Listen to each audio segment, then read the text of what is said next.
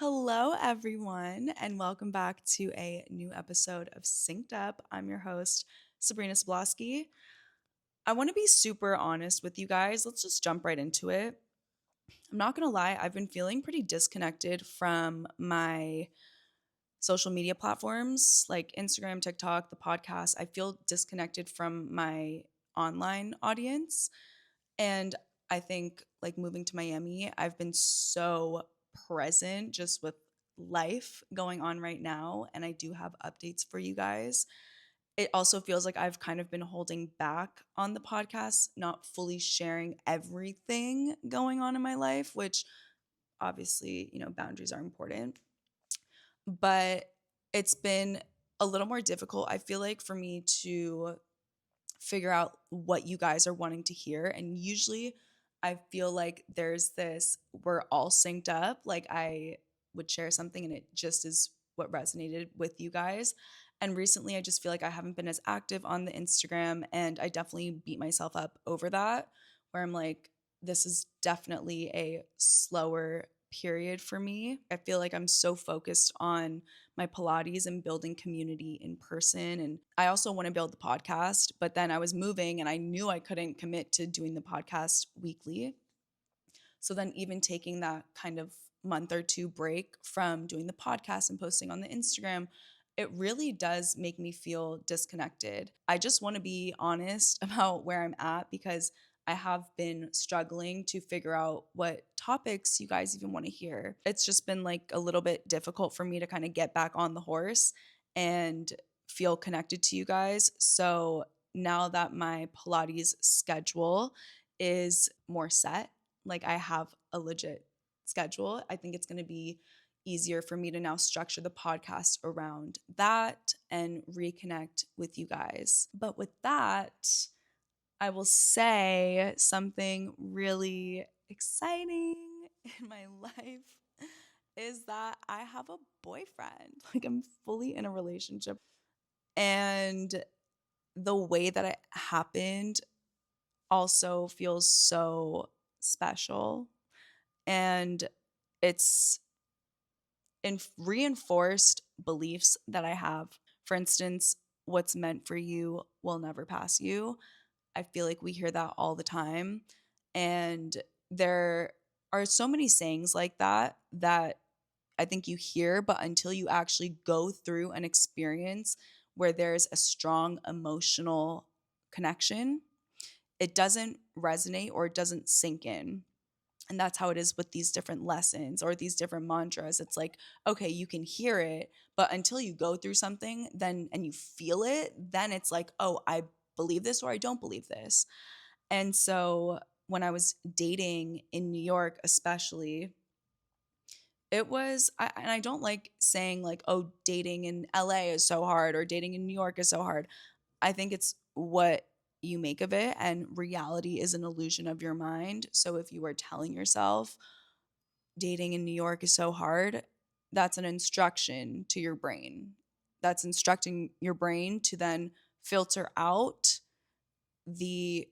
your reality to confirm this belief. So I don't believe in saying that, but in retrospect, I did I had fun dating experiences, and I will say they were all necessary because my mindset with pretty much everything is, instead of like, why is this happening to me? Why am I going through all these challenges? Is it ever going to get better? I think it's okay to feel that way when you're going through something tough. You're totally allowed to feel that. But I think staying in that kind of woe is me mindset just doesn't propel you forward. And I think being able to extract, like, what is this trying to teach me? Because nothing is coincidental.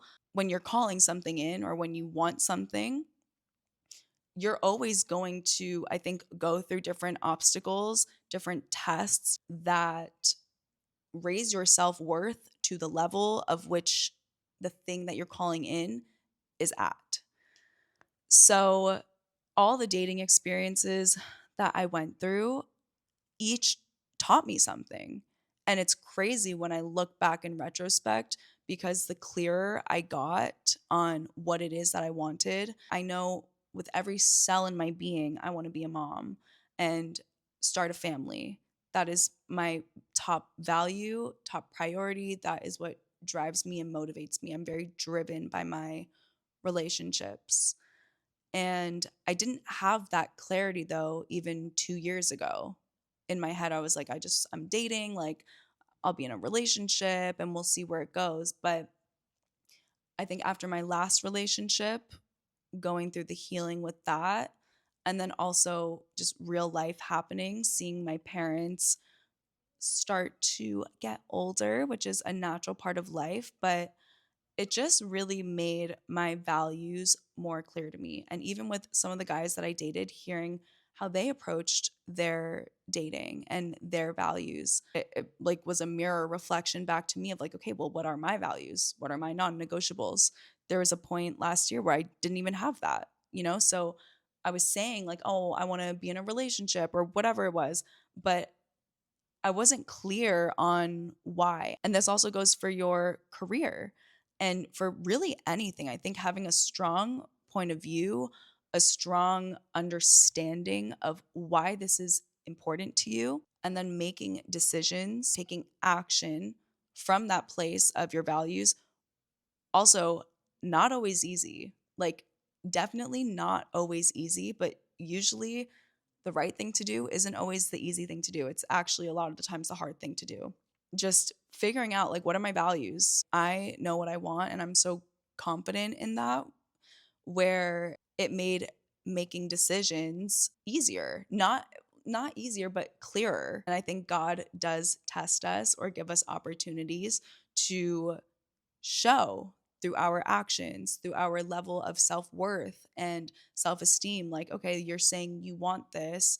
I'm going to bring in a guy that is amazing. You guys have chemistry, attraction, but values are totally misaligned. Are you going to stay in it because the attraction and that connection and chemistry feels so intoxicating? I mean, that's tough. It's like we all have that situationship or that toxic ex or whatever where it literally feels like an addiction to be with them, and leaving them feels like the hardest thing to do, but long term it's not going to work. So I do think like you get faced with these challenges, but it is so worth it, especially when you have that clear North Star of what you want. I'm telling you now, it pays off. So, all that to say, my dating experiences in New York, it's just interesting the timing of it all with divine timing, living your life as if it is a divine orchestration, asking yourself how you can see the hand of God in everything. After literally calling in my dream life after years of learning myself and figuring out myself. Like I could say 2 years ago, I wanted my life partner, but I wasn't there. I didn't have the experience or the conviction, like real conviction of what I wanted. But I went through these dating experiences and that helped me get there. So I like to think of each experience as that and extract the wisdom because by doing that, it made me more clear on what I wanted and look where I'm at now. Now dating like my dream guy, And it's crazy to even say. There's just so many things that I believed in, but I didn't necessarily have the experience to back it up, or I did, but my faith and my trust muscle with the universe, with God, was still building. But even with my boyfriend, which is so crazy to say, what's meant for you will never pass you. And I think with like the invisible string theory, for instance, we were never going to miss each other because he's my best friend's cousin.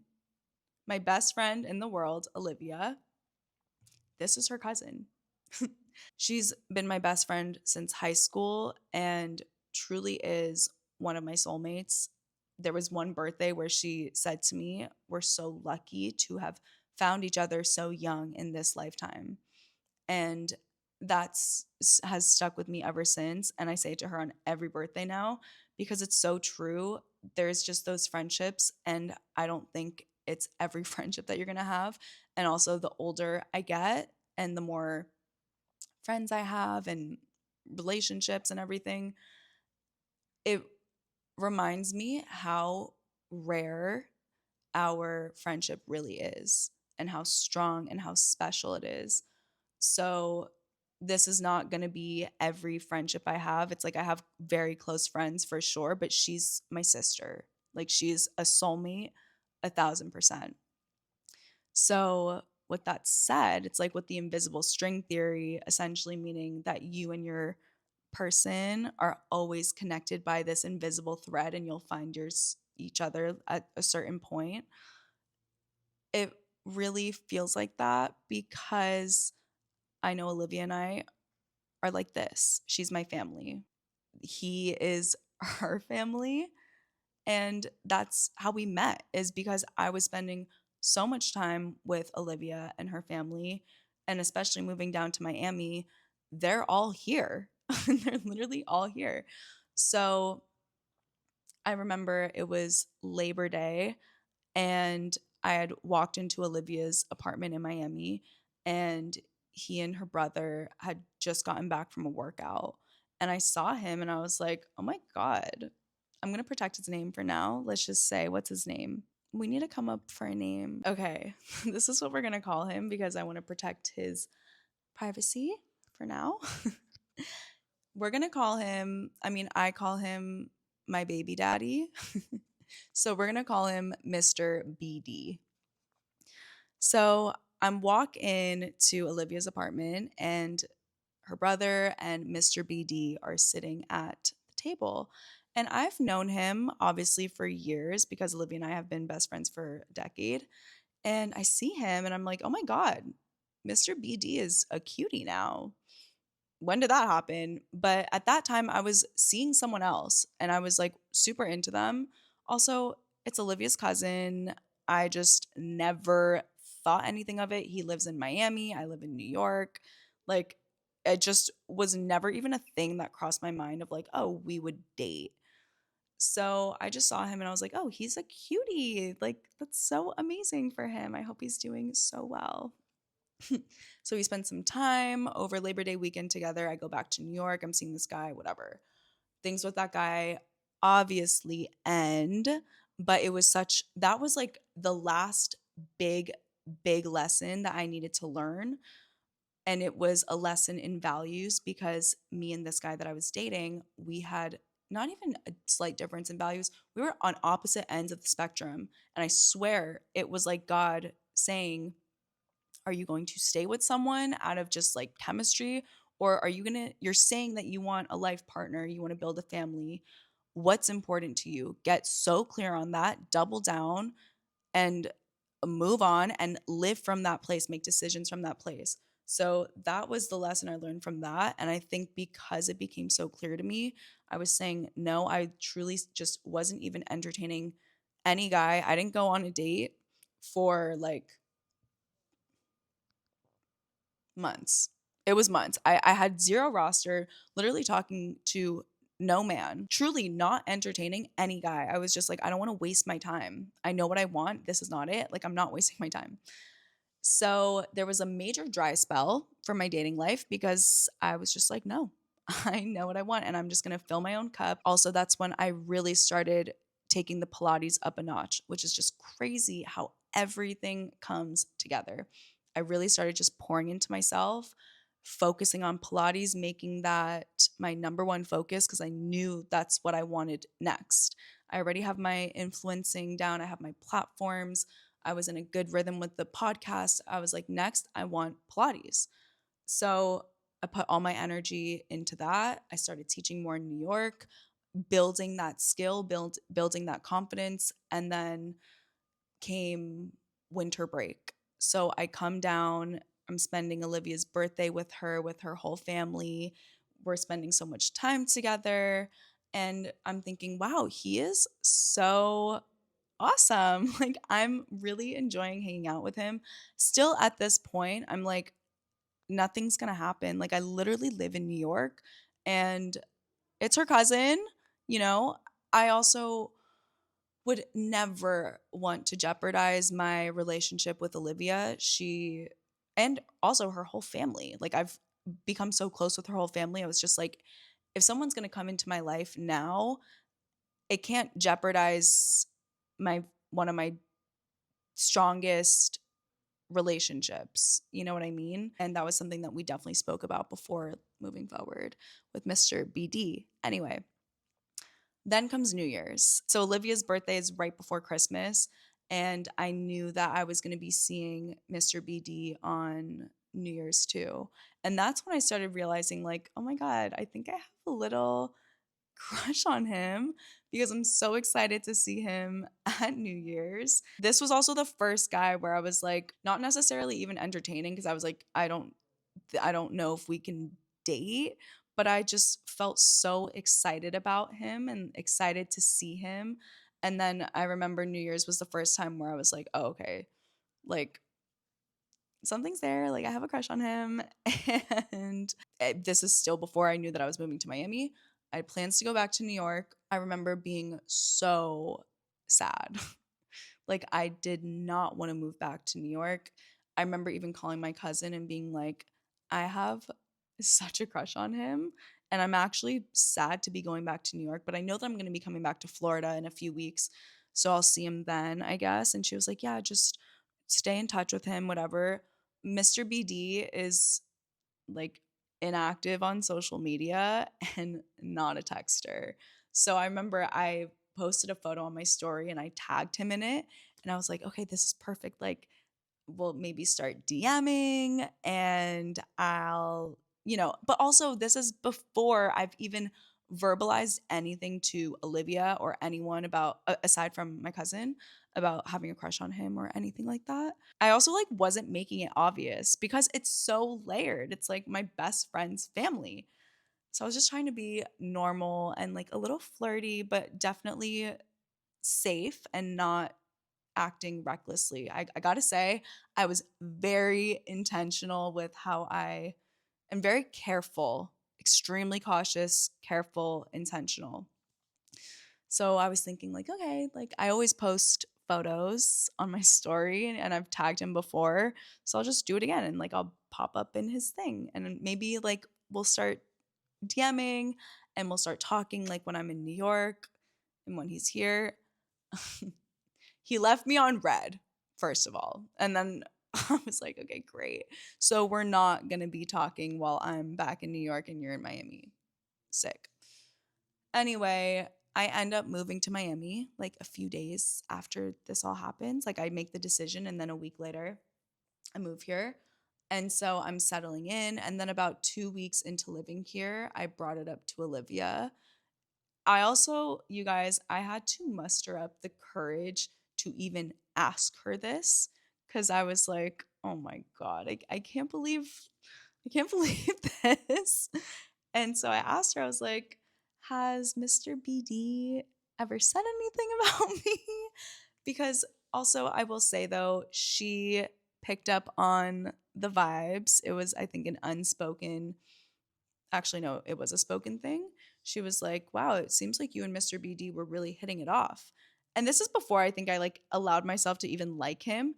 And I remember she said that to me and I just turned my head and I looked at her and I was um like as your family, in a friendly way. I just was so I don't know, like shy, I guess, about it. And she was like, no, no, like no pressure, nothing. I just like you seemed like you guys were hitting it off. And I was like, yeah, I don't know. He's your family. Like I was just being friendly. And then I was like, oh, why didn't I just tell her? Like, why am I being so weird about this? So finally, I mustered up the courage to ask her if he's ever said anything about me. And then from that point, one thing led to another.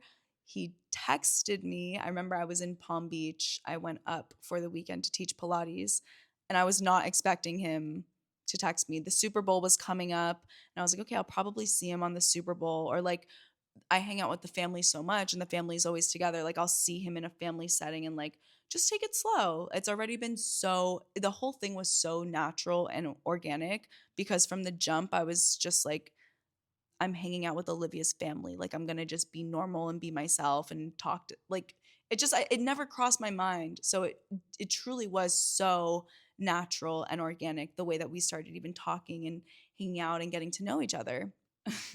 He texted me and I swear I literally like I looked at my phone, I dropped my phone, I covered my I just like was so in excitement, like a little bit shocked. I covered my mouth with my hand. I had also like smoked a J before and I was like, fuck, I'm gonna be so weird, like responding, like what do I say? But I was so excited, like literally so excited. I think I like screamed out loud, which is I'm just a girl, okay? Like really just a girl. And I was like, holy fuck, holy fuck, holy fuck. Mr. BG texted me. I can't believe it. And then from that point on, we just started talking. And then he asked me out on a date. And then from that point, it just kind of naturally progressed. It was really cool too because we would have like Olivia's family is always doing something. So we would go to that and then also hang out one on one. It just, the whole thing felt so natural and organic. And it does feel like it was inevitable because we were going to continue hanging out with each other and seeing each other no matter what. But there was always something there. It just was inevitable. And all that to say, what's meant for you will never pass you. It will always find you. There was no way that I wasn't going to meet Mr. BD. Like he was going to come into my life no matter what. Like I've known Olivia since high school. So it's like, which is so cool to think about. And it's taught me that you have to take the aligned action, go through the challenges, go through the tests. Like if I just not dated and or not try to look at the lessons from it, I don't think I would have gotten to the place now. I just don't think I would have recognized the opportunity. Everything happens for a reason. Like because I went through these dating experiences and then became so clear on it, nothing was coming through. And I was like, okay, I'm not entertaining shit that's like not it. And instead, I'm going to pour into myself. It forced me to pour into Pilates and grow this skill. And then now, look, I'm down in Miami. I'm teaching at my dream studio. And it all just aligned. Like it all just has been unfolding so beautifully. And to go back to the Pilates example, I took about a 6-month break from even teaching Pilates because I was so discouraged from teaching in New York. I only felt comfortable teaching in Palm Beach. I was so just perfectionist about teaching. I didn't feel necessarily confident in it. And it's a scary thing to put yourself out there and try to teach at new places and develop this new skill. It's scary to put yourself out there. But I remember my therapist at one point really pushed me to just do it, to just do it. And from that point, I was like, okay, I'm going to start teaching Pilates online. Like I started making Pilates workout videos. The second that I took that step, communicated, in my opinion, in my experience, if we're going to make this spiritual, which I am, the second that I decided to stop playing small and allow myself to be seen in the sense of Pilates, I made the decision to start filming workout videos every week and posting it on Patreon. That helped develop my skill, get more comfortable in my teaching voice, my teaching style. And from that place, I think it signaled like, okay, she's taking this seriously. Let me give her an opportunity to teach at a new studio. So I was putting out weekly workout videos and also going into different Pilates studios to see if I liked it, see if I wanted to audition, see if I wanted to apply. Within a month, it was either a week or a month of posting my first Pilates video online, Rise Room, which is a Pilates studio in New York, reached out to me, or they followed me, or they got in contact with me, and I saw them and I was like, this is where I want to work. I knew it immediately. And all that to say, when you take that first step, even if it's not the end goal, like posting online, Pilates wasn't necessarily the end goal, but it was one step in the right direction.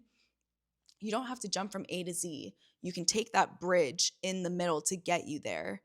And I think just even taking that first step is communicating through your actions like, okay, I'm ready. And the universe will meet you where you are.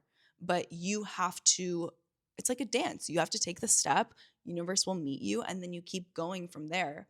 But yeah, so starting with even teaching Pilates online, having the studio find me, then I reached out to the studio. I started auditioning. I got it right away. I started teaching in New York at this studio. It really helped develop my teaching skills.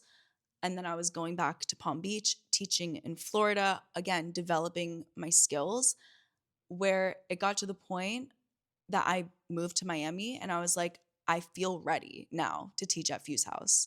I did not feel ready to teach at Fuse. They are just at a different level of instructor, of precision, and what they ask of you.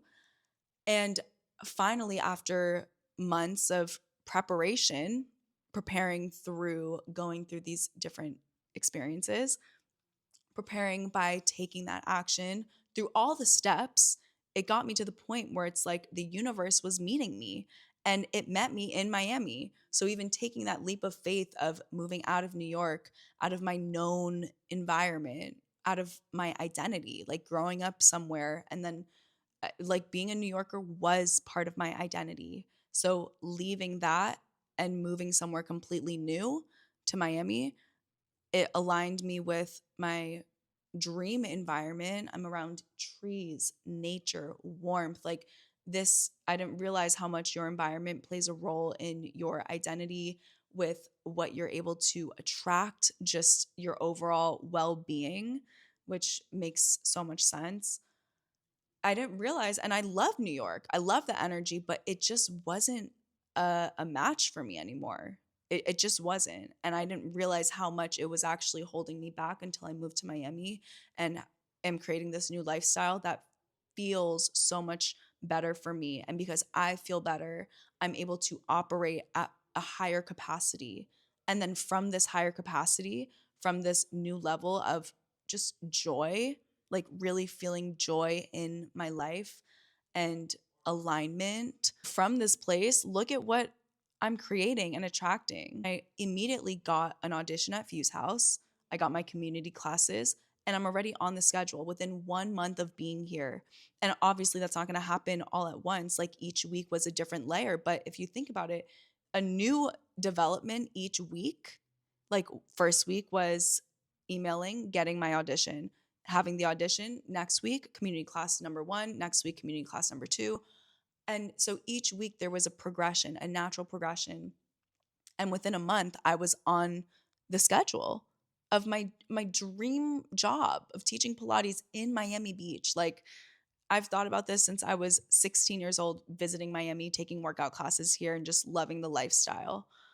So, all that to say, it took steps and it didn't necessarily mean I was taking a step towards my end goal, but each step I took, the universe meets you there, especially when it's in alignment.